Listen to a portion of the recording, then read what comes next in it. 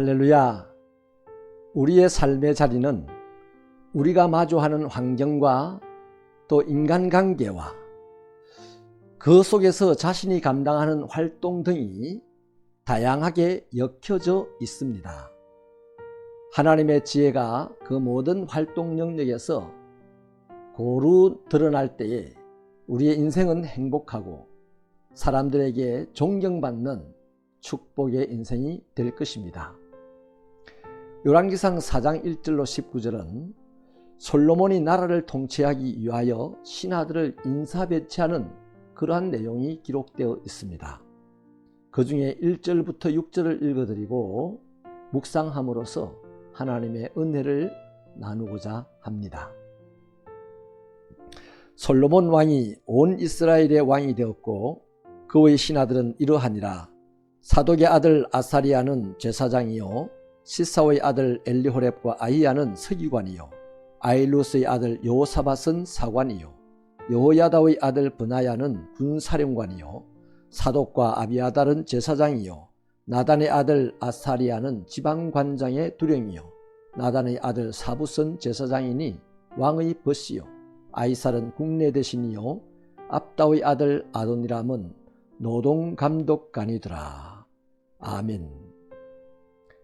하나님께서 주신 지혜가 솔로몬의 삶의 영역에서 여러 가지 나타나고 있음을 성경은 보여줍니다. 어제는 솔로몬이 재판을 하면서 명쾌하게 하나님의 지혜를 보여주었습니다. 본문에서는 솔로몬이 인사배치를 하는 과정에서 또 한 번 하나님의 지혜를 드러내고 있습니다. 솔로몬 왕은 인사를 단행하는 중 제일 먼저 제사장을 세웠습니다. 그는 사독의 아들 아시리야입니다. 이름으로써 엘리 제사장이 받은 하나님의 심판으로 그동안 이다말 계열이 담당해왔던 제사장직은 아비아달에게서 완전히 끝이 나게 됩니다. 하나님의 말씀은 반드시 실행된다는 것을 잘 보여주는 대목입니다. 다음으로 서기관의 엘리호렙과 아히야를 세웠습니다.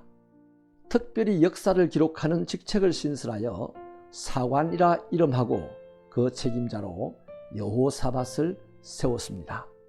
그리고 군사령관으로 브나야를 세웠습니다. 12지방 장관의 두령으로 나단의 아들 아시리아를 세웠고 국내 대신으로는 아히사를 세웠습니다. 특별히 노동감독기관을 신설하여서 아도니람을 책임자로 세웠는데 이 노동감독기관은 아쉽게도 훗날 이스라엘 분열의 어두움의 단초가 되기도 합니다. 마지막으로 12지방의 관장들을 세웠습니다. 그리고 매월 돌아가면서 왕궁의 식량과 생활을 책임지게 하였습니다. 이것으로서 솔로몬은 명실상부한 중앙집권적 국가를 세우게 되었습니다. 솔로몬의 인사단행에는 두 가지 특징이 있습니다. 하나는 제사장을 가장 앞자리에 세웠다는 것입니다. 이것이 왜 특별하냐 하면 아버지 다윗 시대에는 군사령관이 항상 앞자리에서 언급되었습니다. 이유를 추론하자면 그 당시는 끊임없는 전쟁이 계속되었기 때문에 모든 회의나 또 사람들에게 회자되기가 쉬웠던 것이 군사령관이었습니다. 하지만 솔로몬의 시대는 달랐습니다. 전쟁이 끝났고 평화의 시대가 왔습니다. 그래서 군사령관보다 제사장의 역할이 훨씬 더 중요하게 대두되었다고 하겠죠. 그러나 이것은 일반적인 시각에서 본 이유입니다. 사실은 이스라엘 백성들은 삶의 자리의 중심은 언제나 하나님과의 바른 관계입니다. 상황이 전쟁이든 평화이든 그것은 중요하지 않습니다. 어떤 상황이든 하나님과의 바른 관계는 항상 유지되어야만 하는 것이 이스라엘다운 것입니다. 그래서 항상 하나님과 사람 사이를 중재하고 또 중보하는 제사장의 역할이 가장 중요한 것이죠. 솔로몬은 이것을 바로 세운 것이라 하겠습니다. 매우 지혜로운 처사입니다. 또 하나는 솔로몬의 인사 특징이 있는데, 아버지 시대의 중요한 직책을 감당했던 분들을 다 안고 갔습니다. 혹시 그들이 죽었다면 그들의 자식들을 그 자리에 세웠습니다. 솔로몬은 다윗 왕가와 조국을 위하여서 헌신한 사람을 결코 외면하지 않았습니다. 오히려 그들의 공을 치사하였고 후대하였습니다. 이것은 그들의 온전한 충성으로 되돌아오게 되었던 것이죠.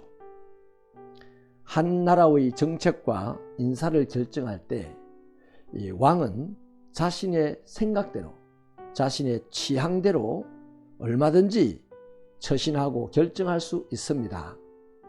그렇다고 해서 허물이라고 하지는 않습니다. 그러나 지혜로운 왕은 그렇게 처신하지 않죠. 왜냐하면 마음을 얻어야 하기 때문입니다. 솔로몬의 인사의 정책은 하나님의 마음을 얻었고 백성들의 마음을 얻었던 정책이라 하겠습니다. 이렇듯 지혜는 자신을 아름답게 만들고 위대하게 만들고 행복하게 만드는 것입니다.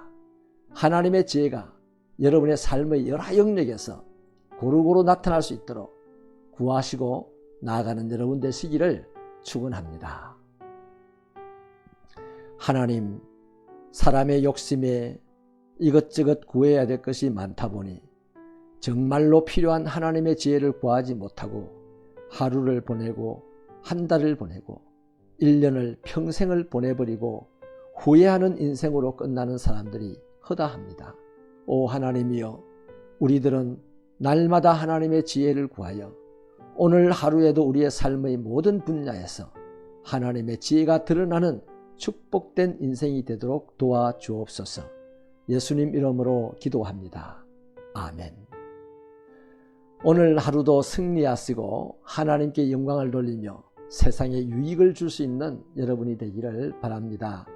힘내십시오.